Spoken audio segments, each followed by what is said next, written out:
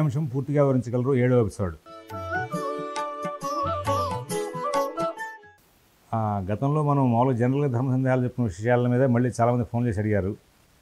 Table మిల్స్ని మీరు నిషేధిస్తున్నారు, దాని మీద పూర్తిగా వివరణ ఇవ్వండి అని. నేను ఇది మడి గురించి మాట్లాడే వాళ్ళ కోసం టేబుల్ మిల్స్, కానీ మిగతా అందరి విషయాలు నాకు అనవసరం. ఎవరి ప్రవర్తన వాళ్ళు చేసుకోవచ్చు.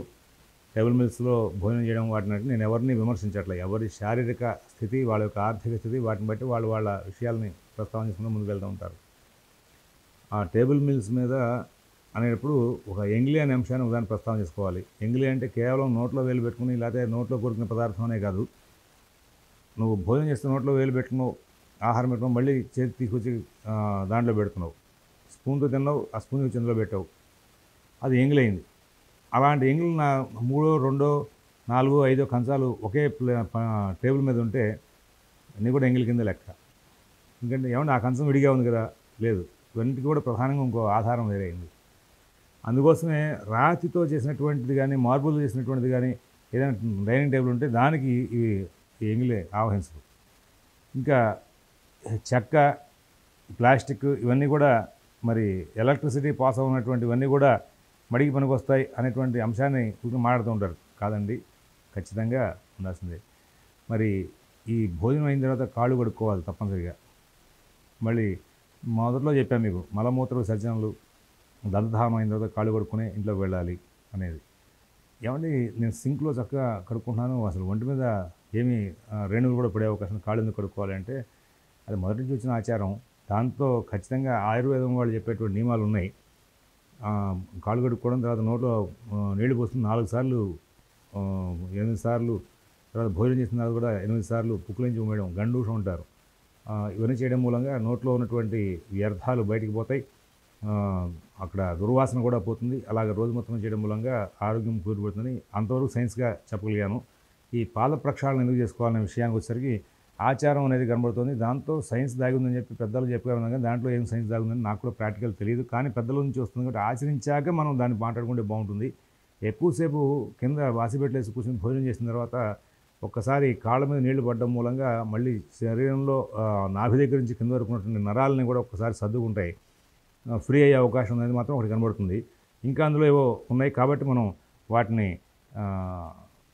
ప్రస్తావన తీసుకోవాలి. అలాగే నోట్లో వేలు పెట్టినప్పుడే ఎంగిలి స్టార్ట్ అవుతుంది అనుకున్నాం. నోట్లో లాలాజలం ఎప్పుడు ఉంది, అది ఎంగిలి కాదు. లాలాజలంతో ఏదైనా వస్తువు తగిలిందంటే మాత్రం అది వేలు అవ్వచ్చు, పండు అవ్వచ్చు, ఇంకో కాయ అవ్వచ్చు, లేదా కూర అవ్వచ్చు, ఏదైనా ఆహార పదార్థం అవ్వచ్చు, ఏదైనా సరే ఎంగిలి స్టార్ట్ అవుతుంది. అందువలన చాలామంది నోటికి వేలు తగిలించిన డబ్బులు లెక్కేస్తుంటారు. లక్ష్మీదేవికి ఎంగిలి తగిలించడం, మళ్ళీ ఆ చేయి కడుక్కోరు, పూజా సామాగ్రి తీసుకొచ్చి పూజలు చేసేస్తూ ఉంటారు, పూలు కొనుక్కొచ్చేసి ఇష్టం వచ్చినట్టు చేసేస్తూ ఉంటారు. నోట్లో వేలు పెట్టుకున్నాం, కడుక్కోవాలని ఛాన్స్ కూడా ఉండదు. నోట్లో వేలికి లాలాజలం అంటుంది ఎంగిలి.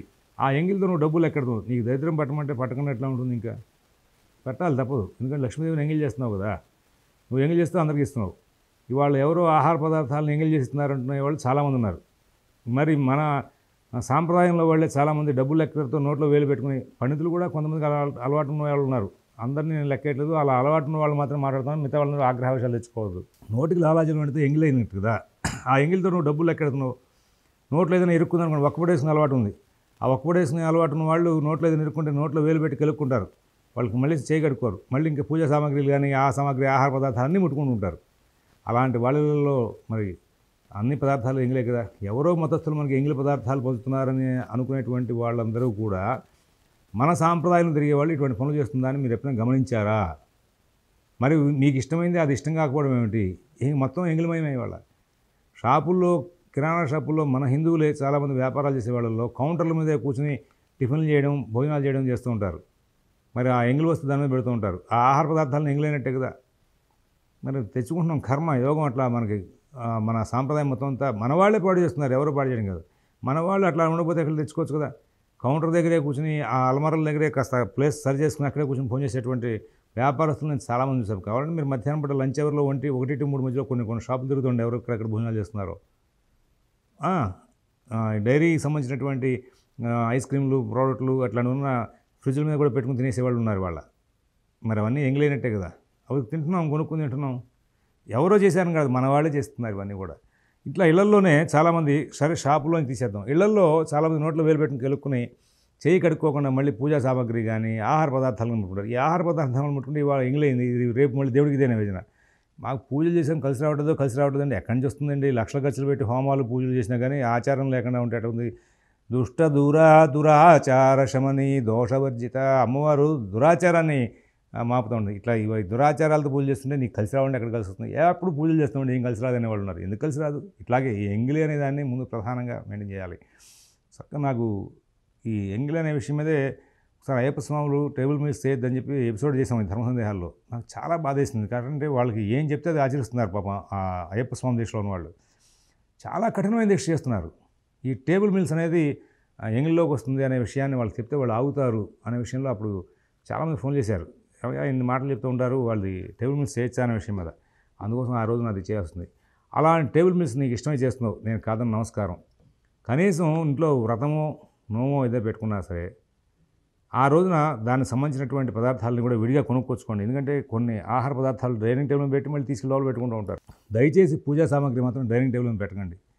ఇంకా ఒక విషయం ఏంటంటే, సరే మీరు 4-5 ఆ టేబుల్ మీద కూర్చొని భోజనం చేశారు, లేచాక ఒక్కసారి తడిగుడితో ఆ టేబుల్ తుడిచేయండి.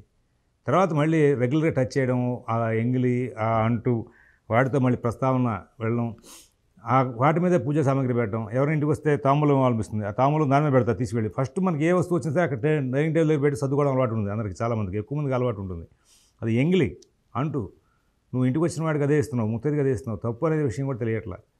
కానీ భోజనం తడిగుడితో ఒకసారి తోడడం అనేది కనీసం అలవాటు చేసుకుంటే కొంతవరకు కొంతలో కొంత మార్పు ప్రారంభం చేయాలి. నేను డైనింగ్ టేబుల్ తీయలేనండి, కింద కూర్చొని భోజనం చేయలేను అన్న వాళ్ళందరికీ కూడా ఇట్లా మార్పు తీసుకోండి. మీరు భోజనం చేసిన వెంటనే ఒకసారి 4 చుక్కల నీళ్ళు దాని మీద జల్లేసి ఈ ఎంగిలి పదార్థాలు అంటు పదార్థాలు తీసాక తొడడం అలవాటు చేసుకోండి. దాంతో కొంత మార్పు వస్తుంది. సరే, అలాగే వంట చేసేటప్పుడు వంట సామాగ్రి ముట్టుకున్నాం, చేయి అంటూ అయింది అంటారు. ఆ చేయి వెంటనే కడుక్కున్నాకే ఇతర సామాన్లు ముట్టుకోవాలి. ఇది కూడా మడిలో భాగంగా మన వాళ్ళు ఏర్పాటు చేశారు. సరే, తర్వాత రెండోది ఏంటంటే వంట అయిపోయిన తర్వాత పొయ్యి కడిగేయడం అలవాటు. అంటే ఈ అన్నం వండిన భోజనానికి సంబంధించిన పదార్థాలు చేసినటువంటివి పొయ్యి అంటైనట్టు అవుతుంది. తర్వాత అది కడిగిన తర్వాతే పాలు కాసుకోవడం కానీ, టీలు పెట్టుకోవడం కానీ, కాఫీలు పెట్టుకోవడం కానీ, ఏదైనా తాగడానికి వేడి నీళ్ళు పెట్టుకోవడం కానీ చేసుకోవాలయా, అలా మిగతా చేయకూడదు అనే అంశాన్ని తీసుకొచ్చారు. స్నానం చేసిన వెంటనే స్నానం చేసే ముందు జరుపుకుంటారు. ఇల్లు తుడిచేయకుండా, వంట దగ్గర చేయి తుడుచుకోవడానికి ఒక గుడ్డ, ఈ రెండింటిని కూడా పొద్దున్నే స్నానం చేసే ముందే 2 తలుపుని అక్కడ పెట్టుకుని స్నానం చేసిన వాటికి నీళ్ళు చల్లుకుని వాడుకుంటారు. అప్పుడు వాటికి మడికి దోషం ఉండదని. ఇలాంటివి కొన్ని ఉన్నాయి.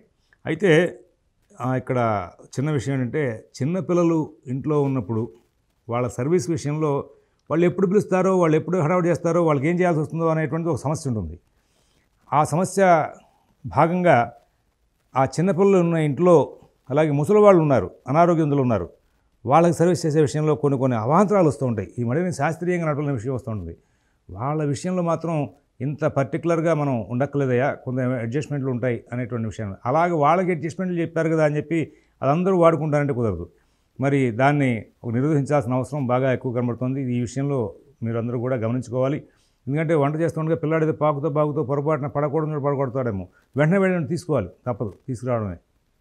ముసలి వాళ్ళకి ఎప్పుడేదో అవసరం వస్తుంది, అనారోగ్యంతో ఏదో అవసరం వస్తుంది, వాళ్ళు సర్వీస్ చేయాల్సిన పరిస్థితి వస్తుంది. అప్పుడు కొన్ని ఆచార వ్యవహారాలని అడ్జస్ట్మెంట్ చేసుకుని 4 రోజులు ముందుకు వెళ్ళమని చెప్పేసి అంశాలని కొన్ని చెప్పుకుంటూ వచ్చారు. అలానే అశౌచాదులను మాత్రం అందులో అడ్జస్ట్మెంట్ చెప్పాల, అది కూడా గమనించుకోవాలి. అయిపోయిన తర్వాత ఈ అశౌచాలకు సంబంధంగానే ఇంకొక విషయం ఉంది ప్రస్తావన. వాళ్ళు చాలామంది తెలుసుకోరు. మనకి ఐశ్వర్యాన్ని సంపాదించుకోవడం ప్రధానం. ఆ ఐశ్వర్యాన్ని ఇస్తున్నటువంటి లక్ష్మీదేవిని చాలా గౌరవంగా చూడాలి. చాలా మరి వ్యాపారస్తులు అయితే వాళ్ళ గల్లాబెట్టుని చాలా జాగ్రత్తగా చూసుకోవాలి. ఎవరైనా వస్తే కాఫీయో టీయో కూల్ డ్రింక్ ఆఫర్ చేస్తారు, వాడు తాగి కరెక్ట్గా దాని మీద పెడతాడు. ఎక్కడ కౌంటర్లో ఈయన కూర్చుంటాడు, కౌంటర్ మీద గల్లాబెట్టు ఉంటుంది, ఆ గల్లాబెట్టు మీద వాడు తాగి ఎంగిల్ గ్లాస్ పెడతాడు. మహాలక్ష్మి మీద ఎంగిల్ కప్పు, టీ కప్పు, లేకపోతే కాఫీ కప్పు, కూల్ డ్రింక్ పెట్టాల్సిన అవసరం ఉంది. దరిద్రం. నీకు ఎవరైనా వస్తే ఆఫర్ చేయాలని వస్తే ఒక 2 నిమిషాలు కౌంటర్ కట్టేసి నువ్వు పక్కకు వెళ్ళి ఇంకో వేరే టేబుల్ మీద కూర్చొని అక్కడ వాళ్ళు కాఫీ ఆఫర్ చేస్తావు, టిఫిన్ ఆఫర్ చేస్తావు, నీ ఇష్టం ఏదైనా ఆఫర్ చేసి అక్కడ తినేసి వెళ్ళిపోతారు. అంతేగాని మహాలక్ష్మిగా ఉన్నటువంటి ఆ వ్యాపార స్థలంలో నీకు ముఖ్యమంది నీ జీవితానికి ఆధారం అది. అక్కడ ఈ ఎంగిలి వస్తువులు పెట్టడానికి వీలైనటువంటి ప్రయత్నాన్ని నువ్వు అమలు చేసుకోవాలి. అలాగే మరి ఈ దివా సంగమం పనికిరాదంటారు.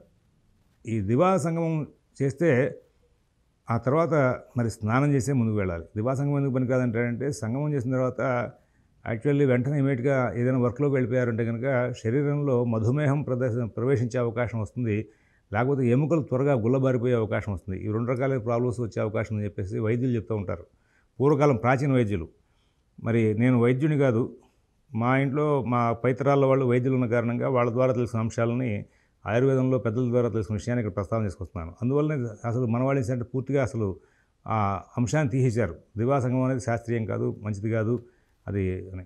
ఒకవేళ ఇన్ కేసు దివాసంగం చేస్తే స్నానం చేసిన తర్వాతే మళ్ళీ బయటకి ఇతర యాక్టివిటీలోకి వెళ్ళాలి, లేకపోతే మొత్తం అంతా కూడా కంప్లీట్గా భ్రష్టు పెట్టే అవకాశం వస్తుందని చెప్పారు. మనం చేసే పూజలు వెళ్ళిపోతాయి. ఇవన్నీ కూడా ఈ 7 ఎపిసోడ్లో మనం చెప్పుకున్నవన్నీ కూడా పూజలు, వ్రతాలు, నోవులు, మడి, ఆచారం అన్నీ కూడా పాటించే వాళ్ళ కోసం, కానీ అందరి కోసం కాదు. ఇది అందరూ అమలు చేసుకోవచ్చు, శౌచం నీట్నెస్తో కూడినటువంటి అంశాలే కాబట్టి. కానీ ఇది వీళ్ళకి స్పెసిఫిక్గా అనమాట. అలాగే ఇక పొరపాటున జరుగుతున్న దివాసంగం అయిపోయింది, పడుకుని నిద్రపోతున్నారు, ఈ లోపు ఎవరో వచ్చారు, తలుపు కట్టారు, వెళ్ళి వాళ్ళకి కాఫీయో కూల్ డ్రింక్ మంచినీళ్ళు ఆఫర్ చేయడం చాలా తప్పు. ఆహార పదార్థాలు ముట్టుకోకూడదని చెప్పారు. అలాగే వీళ్ళు వ్యాపారస్తులు కనుక వాళ్ళ కౌంటర్లో కూర్చుంటే లక్ష్మీదేవి ఖచ్చితంగా శపించే అవకాశం వస్తుంది. నాకు దేవుడు లేడయ్యా, నేను దేవుడిని పట్టించుకున్న వాడికి ఇవన్నీ లేవు. ఈ ఆచార వ్యవహారాలు 7 ఎపిసోడ్ల యొక్క నా కంఠదోష వాళ్ళకి అక్కర్లా.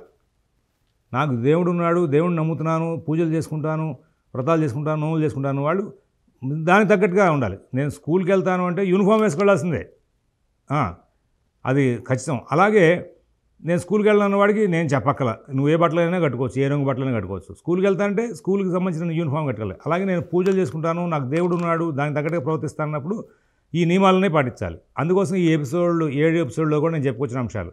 అలాగా ఈ పొరపాటుగా దివాసంగమం చేస్తే మరి స్నానం చేయకుండా వెళ్ళి కౌంటర్లో కూర్చుంటే లక్ష్మీదేవి యొక్క శాపం తగిలే అవకాశం ఉంది, తద్వారా ఐశ్వర్యం తరిగిపోయే అవకాశం ఉంది. కాబట్టి పొరపాటు కూడా ఆ పనులు చేయకండి.